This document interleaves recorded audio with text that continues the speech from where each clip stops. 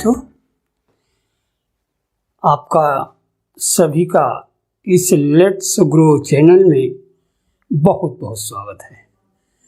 और आज हम एक बहुत ही महत्वपूर्ण नियम के बारे में जानकारी करने के लिए जा रहे हैं। और आज हमारा विषय होगा पास्ट इंडेफिनिट टेंस। तो लो शुरू करते हैं, जानते हैं पास्ट इंडेफिनिट टेंस क्या है। तो सबसे पहले हम पास्ट इंडेफिनिट टेंस के वाक्यों की पहचान करेंगे और इसके बाद हम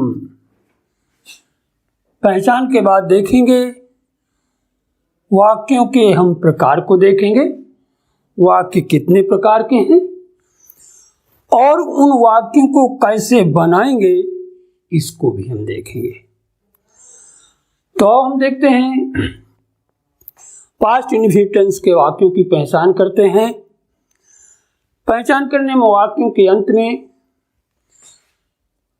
ता था, ती थी, ते थे, आ, ई, ए, या, ये आदि शब्द पाए जाते हैं। जैसे वह पढ़ता था, सीमा गाती थी, वे जाते थे, वह आई। इस तरह से आपके वाक्यों में यदि ता, था, ती, थी, ते, थे आदि शब्द मिल जाएं तो आप समझ लीजिए ये पास्ट इंडेफिनिट टेंस है। अब हम देखते हैं कि वाक्य कितनी प्रकार के हैं।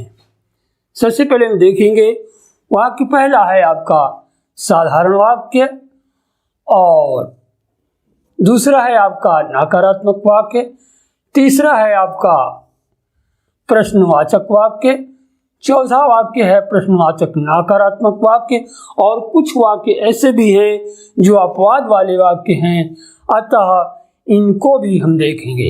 इस तरह से हम देखते हैं कि हमारे 5 प्रकार के वाक्य होंगे जो इसमें हम बनाएंगे। अब देखते हैं कि साधारण वाक्य में आपके वाक्यों में क्या और नहीं शब्द, ये शब्द नहीं पाए जाते हैं। इन वाक्यों में जैसे देखते हैं वह पढ़ता था, सीमा गाती थी, वे जाते थे, इनमें क्या नहीं है, अतः ये वाक्य साधारण के हैं। नकारात्मक वाक्यों में आपका नहीं शब्द वाक्य में पाया जाएगा। प्रश्नवाचक वाक्यों में क्या, कहाँ, कब, कौन, किससे, किधर पाया जाएगा तथा प्रश्न सूचक शब्द भी पाया जाएगा। और ये प्रश्नवाचक वाक्य 2 तरह का होगा। एक होगा क्या प्रारंभ में आएगा, दूसरा होगा क्या बीच में भी आएगा। इस प्रकार से हम देखते हैं कि अगला चौथा वाक्य प्रश्नवाचक नकारात्मक होगा जिसमें क्या, कहाँ, कब, कौन, किससे, किधर भी आएगा, नहीं भी आएगा और प्रश्न सूचक शब्द भी आएगा। इस तरह से हम प्रश्न सूचक चिन्ह भी मिलेगा और हम देखते हैं कि ये भी क्या आपका प्रारंभ में होगा और क्या, कहाँ, कब, कौन, किससे, किधर, ये बीच में भी होगा, नहीं भी होगा और प्रश्न सूचक चिन्ह भी होगा। अब हम देखते हैं वाक्यों जो अपवाद वाले वाक्य हैं उन वाक्यों में जोर दिया जाएगा और जोर के साथ देने के साथ में पहचान करेंगे। ता तो था, ती तो थी या ते तो थे भी मिलेगा। इस तरह से हम देखते हैं कि हमारी पहचान हो चुकी है। अब हम इन वाक्यों को देखें और इन्हें देखें कि हम कैसे बनाएंगे। अब हम देखते हैं, सबसे पहले इन वाक्यों में पहचान कर लेते हैं। पहला लिखा हुआ है पंकज पवन को किताब देता था। ये ता था शब्द आया है, अतः ये आपका पास्ट इंडेफिनिट है। सीमा पवन को कहानी सुनाती थी, ती आया है था, ये पास्ट इंडेफिनिट है। सुमन कानपुर जा रही है, इसमें तिथि नहीं आया, ये पास्ट इंडेफिनिट नहीं है। राधा पवन को किताब देगी, इसमें तिथि ये नहीं आया, ये पास्ट इंडेफिनिट नहीं है। इस प्रकार हम देखते हैं कि जिन वाक्यों में ता था, तिथि, ते थे, ए, या, ये आएगा वो आपके पास्ट इंडेफिनिट होंगे और जिनमें ये नहीं आए वो पास्ट इंडेफिनिट नहीं होंगे। हम देखते हैं 5वें वाक्य में ता था है, ये पास्ट इंडेफिनिट है और 6वें में तिथि आया है, अतः पास्ट इंडेफिनिट है। सातों में चूंकि ये आपका पास्ट इंडिफिनिट नहीं है, इसमें आठवें में रही थी आपका नहीं है, ये पास्ट इंडिफिनिट नहीं है। नौवें में आपका ता था आया है, अतः ये पास्ट इंडिफिनिट है। 10 में आ ई ए या जी ये यानी या आया है, ये आपका पास्ट इंडिफिनिट है। 11वें में रहे थे शब्द उसमें नहीं आया, अतः ये पास्ट इंडिफिनिट नहीं है। 12वां में रही है नहीं आया, पास्ट इंडिफिनिट नहीं है। 13वां में आपका या आया है, अतः ये पास्ट इंडिफिनिट है। और 14वां में देती थी आया है, अतः ये पास्ट इंडिफिनिट है। 15वां में चुकी होगी शब्द उसमें पहचान में नहीं है, अतः ये पास्ट इंडिफिनिट नहीं है। सीमा राजन को पत्र लिखती है, अतः ती उसमें नहीं है, ये पास्ट इंडिफिनिट नहीं है। लास्ट वाले वाक्य 17 और 18 में ती तो ती थी, और इसमें है पहला रामा गीत तो गाती थी, राजू जाता तो था। इस तरह से ये जोर देने वाले वाक्य हैं, ये भी पास्ट इंडिफिनिट के वाक्य हैं। अब हम पहचान चुके हैं, अब देखेंगे कैसे बनाएंगे। कैसे बनाने के लिए ध्यान रखेंगे, हम साधारण वाक्यों को क्रिया की सेकंड फॉर्म से बनाएंगे, और बाकी जो आपका नकारात्मक, प्रश्नवाचक, प्रश्नवाचक नकारात्मक या अपवाद वाले वाक्यों को बनाने के लिए सहायक क्रिया डिड का प्रयोग करेंगे, जो एक ही सहायक क्रिया है, सभी कर्ताओं के साथ प्रयोग होगी, और क्रिया की फर्स्ट फॉर्म का प्रयोग किया जाएगा। डिड का अर्थ यदि ये है डिड वाक्य के प्रारंभ में लिखा गया हो तो उसका अर्थ क्या भी होता है, और इसी डिड से ता था, ती थी, ते थे, आ ई ए और या ये का भी अर्थ आ जाता है। अब आओ हम वाक्यों को बनाते हैं, और उन वाक्यों को जो पास्ट इंडिफिनिट नहीं है उन्हें साफ कर देते हैं। आपका दूसरा और तीसरा वाक्य, दूसरा और तीसरा और चौथा वाक्य आपका पास्ट इंडिफिनिट नहीं है, अतः हम इसे साफ कर देते हैं। 7वां और 8वां भी आपका पास्ट इंडिफिनिट नहीं है, इसे भी हम साफ कर देंगे। आपका 11 और 12 वाक्य भी पास्ट इंडिफिनिट नहीं है, इसे भी हम साफ कर देते हैं। इसके बाद आपका 15 और 16 वाक्य भी पास्ट इंडिफिनिट नहीं है, इसे भी हम साफ कर देते हैं। बाकी वाक्यों को हम बनाना सीख रहे हैं, कैसे बनाएं। तो सबसे पहले हम साधारण वाक्य को बनाना सीखेंगे। ध्यान रखें, साधारण वाक्य में हम बता चुके हैं क्रिया की सेकंड फॉर्म से वाक्य बनेगा। कैसे वाक्य को बनाएं ये ध्यान रखेंगे। साधारण वाक्य में सबसे पहले हम लिखने के लिए सबसे पहले हम कर्ता को लिखेंगे। मेन आदमी इसमें काम करने वाला पंकज है, तो हम पहले पंकज को लिखें वाक्य के प्रारंभ में।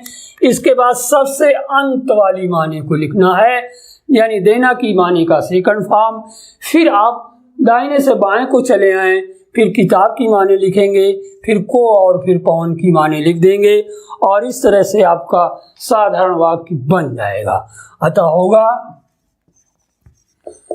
Pankaj gave a book to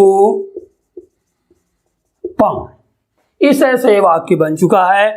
अब हम देखेंगे दूसरा वाक्य भी इसी तरह से बनेगा।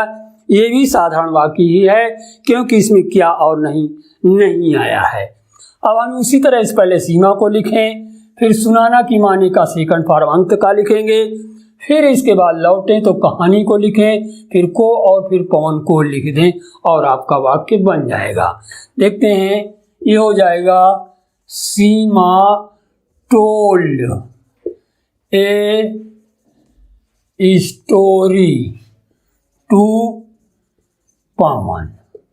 अब हम देखते हैं कि हमारा साधारण वाक्य बन चुका है। हम साधारण वाक्य को अब बना चुके हैं। अब हम देखते हैं दूसरा वाक्य अब नकारात्मक वाक्य है। नकारात्मक वाक्य में नहीं पाया जाएगा। इसमें 5वां और 6वां में ये देखो नहीं आया है, अतः ये नकारात्मक है, इसलिए हम इसे बनाना सीखेंगे। तो ध्यान रखें, साधारण वाक्य और नकारात्मक वाक्य भी कर्ता से ही शुरू होता है। अतः 5वें वाक्य में आपका कर्ता पवन है। सबसे पहले हम पवन को लिखना शुरू करेंगे। फिर इसके बाद ता था ती थी के लिए जो अर्थ देगा सहायक क्रिया लिखेंगे। अतः पौन को लिखने के बाद डिड लगाएं। और ये साधारण वाक्य नहीं है, ये नकारात्मक है, इसलिए पहले हम पौन को लिखने के बाद सहायक क्रिया डिड लिखेंगे, डिड के बाद नॉट का प्रयोग करेंगे और फिर हम क्रिया की फर्स्ट फॉर्म देना की माने लिखेंगे। फिर इसके बाद जो बच गए हों उनको शेष करके इधर दाहिने से बाएं को लिखते चले आइएगा। किताब फिर को फिर सुमन करके लिखिए और आपका वाक्य बन जाएगा। इस तरह से हो जाएगा,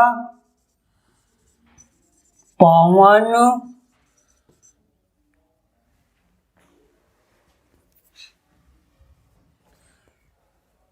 did not give a book to सुमन।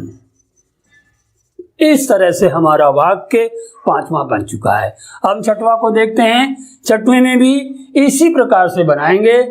पहले हम सीमा को लिखें, फिर डिड को लगाएंगे, फिर इसके बाद साधारण नहीं है इसलिए हम नॉट का प्रयोग करेंगे, फिर इसके बाद सीधा न लौट के पहले क्रिया की फर्स्ट फॉर्म लगाएंगे, फिर जो बचा है आपका इंग्लिश बचा उसको लिख देंगे, फिर को बचा और फिर राजू। इस तरह से आपका नकारात्मक वाक्य बन जाएगा। हो जाएगा, सीमा did not teach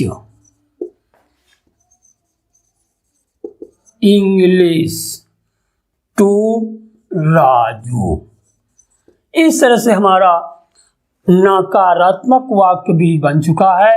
अब हम प्रश्नवाचक वाक्य को देखेंगे। प्रश्नवाचक वाक्यों में आपका क्या, कहाँ, कब, कौन, किससे, किधर और प्रश्नसूचक चिन्ह भी आया है, अतः ये आपका प्रश्नवाचक है। तो प्रश्नवाचक या नकारात्मक वाक्य आपका सहायक क्रिया डिड का प्रयोग करेंगे बनाने में और क्रिया की फर्स्ट फॉर्म का प्रयोग होगा। अतः हम जो प्रश्नसूचक शब्द आपका क्या जब बीच में हो तो क्या की माने नहीं लिखी जाएगी, सहायक क्रिया से ही क्या का अर्थ लगेगा और तथा तिथि का भी अर्थ लगेगा, जो हम आपको इधर बता चुके हैं। अतः सबसे पहले हम डिड को लिखेंगे। डिड को लिखने के बाद आप कर्ता को लिखेंगे और डिड लिखने से क्या का अर्थ आ गया है। राजू के लिखने के बाद अब हम अंत की माने लिखने का फर्स्ट फॉर्म लिखेंगे क्योंकि डिड लग चुका है। अब बचे जो शब्द बच गए हैं उनको दाहिने से बाएं की ओर आए, फिर पत्र को लिखें, फिर को और फिर दिनेश को लिख दें, आपका वाक्य प्रश्नवाचक बन जाएगा। अतः हो जाएगा डिड राजू फिर write a letter to Dinesh और अंत में प्रश्नसूचक चिन्ह भी लगा देंगे। इसी प्रकार अब 10वां भी है, ये भी प्रश्नवाचक है। इसमें भी सबसे पहले हम प्रश्नसूचक, परंतु इसमें क्यों शब्द आपका बीच में आया है। जब शुरू में होता है क्या तो हम उसकी अंग्रेजी नहीं रखते, पर जब बीच में क्या, कहाँ, कब, कौन, क्यों आ जाए तो पहले इसकी सबसे पहले प्रारंभ में माने को लिखेंगे। तो क्योंकि अंग्रेजी पहले व्हाई लिखेंगे और व्हाई के बाद डिड यानी सहायक क्रिया लिखेंगे, फिर हम कर्ता को लिख देंगे। कर्ता को बाद फिर हम अंत की माने चिढ़ाना को लिखेंगे, फिर जो बचे हैं शेष लौटेंगे तो को हो जाएगा, फिर राधा हो जाएगा। इस तरह से आपका प्रश्नसूचक वाक्य बन जाएगा। तो व्हाई डिड फिर सुमन टीज टू राधा और प्रश्नसूचक चिन्ह लगा देंगे। इस तरह से आपका प्रश्नवाचक वाक्य बन गया है जिसमें क्या, कहाँ, कब, क्यों बीच में भी आता है। अब हम देखते हैं हमारा प्रश्नवाचक वाक्य बन चुका है। अब हम देखेंगे प्रश्नवाचक और नकारात्मक, जिसमें क्या, कहाँ, कब, कौन, किससे, किधर भी आता है, नहीं भी आता है और प्रश्नसूचक चिन्ह भी आता है। अतः हम देखते हैं क्या दीपा ने पवन को नहीं बुलाया। अतः यहाँ क्या शब्द भी है और नहीं शब्द भी आया है और या ये भी आया है। अतः ये प्रश्नवाचक नकारात्मक है। और इसमें भी क्या बीच में है, जब क्या बीच में है, प्रारंभ में है, इसलिए प्रारंभ में होने के कारण सबसे पहले सहायक क्रिया यानी डिड का प्रयोग करेंगे। डिड, इसके बाद हम कर्ता को लिखेंगे यानी दीपा हो जाएगा। डिड दीपा। और ये आपका नकारात्मक है, इसलिए हम पहले नॉट का प्रयोग करेंगे यानी पहले हम कर्ता को लिखने के बाद पहले सहायक क्रिया लिखेंगे भी कर्ता और कर्ता के बाद नॉट को लिखेंगे, तब क्रिया की फर्स्ट फॉर्म लगाएंगे। अब जो बचे हैं उनको हम दाहिने से बाएं की ओर लिखते चले जाएंगे यानी को की अंग्रेजी फिर पवन के लिए लिख देंगे। तो डिड दीपा, फिर नॉट, फिर हो जाएगा काल का सेकंड फॉर्म फर्स्ट फॉर्म यानी काली रहेगा, और फिर को के लिए टू, और फिर पवन, और फिर अंत में प्रश्नसूचक चिन्ह। इस तरह से प्रश्नवाचक नकारात्मक वाक्य भी बन गया। अब हम 14वां वाक्य भी इसी प्रकार से बनाएंगे। 14वां वाक्य में भी आप सबसे पहले जो क्यों शब्द आपका बीच में आया है, अतः इसकी माने सबसे पहले प्रारंभ में लिख दें, हो जाएगा व्हाई, और सहायक क्रिया फिर इसके बाद में डिड लगाएंगे, और फिर इसके बाद हम कर्ता पूजा को लिखेंगे, और नकारात्मक होने के कारण पहले नॉट लगाएंगे, नॉट के बाद क्रिया की फर्स्ट फॉर्म लगाएंगे। इसके बाद जो बच गए हैं उनको लिखते चले आएंगे और आपका वाक्य बन जाएगा व्हाई डिड, फिर Puja, not, give the pencils to Surendra, और प्रश्नसूचक चिन्ह भी लगा देंगे। और इस तरह से आपका प्रश्नवाचक नकारात्मक वाक्य बन गया है। अतः हम चौथे वाक्य को भी बना चुके हैं। अब हम देखेंगे अपवाद वाले वाक्य। अपवाद वाले वाक्यों में ता, तो, था, ती, तो, थी आता है, जोर देकर कहा जाता है। अतः जोर देने वाले वाक्यों में साधारण होते हुए भी हम सहायक क्रिया का प्रयोग और क्रिया की फर्स्ट फॉर्म से वाक्य बनाएंगे। अतः हो जाएगा रामा गीत तो गाती थी, इसमें हो जाएगा सबसे पहले आप रामा को लिखेंगे, फिर सहायक क्रिया डिड लगाएंगे, और फिर गाने का माने का फर्स्ट फॉर्म, और फिर गीत की माने लिख देंगे। हो जाएगा Rama did sing a song हो जाएगा। इसी प्रकार 18वां भी हम बोलेंगे या करेंगे, तो इसमें आया है राजू जाता तो था, ये भी आपका जोर देने वाला वाक्य है। अतः इसमें भी डिड का प्रयोग करेंगे और क्रिया की फर्स्ट फॉर्म लगाएंगे। हो जाएगा राजू डिड, और फिर इसके बाद गो हो जाएगा, होगा राजू डिड गो। और इस तरह से हम देखते हैं कि हम अपने पूरे वाक्यों को बना चुके हैं। हमने देखा, पहले पहचान किया, पहचानने के बाद हमने 5 प्रकार के वाक्यों को देखा और साधारण बनाया, नकारात्मक बनाया, प्रश्नवाचक वाक्य बनाया, प्रश्नवाचक और नकारात्मक वाक्य भी बनाए, और अपवाद वाले भी वाक्यों को बनाना सीखा है। इस तरह से हमारा पूरा पास्ट इंडिफिनिट के सारे वाक्य बन चुके हैं। अतः आपका पास्ट इंडिफिनिट टेंस पूरा कंप्लीट होता है। अब हम किसी अगले वीडियो में आप पास्ट कंटिन्यूअस टेंस के बारे में फिर मिलेंगे। तब तक के लिए आप सभी को बहुत बहुत धन्यवाद।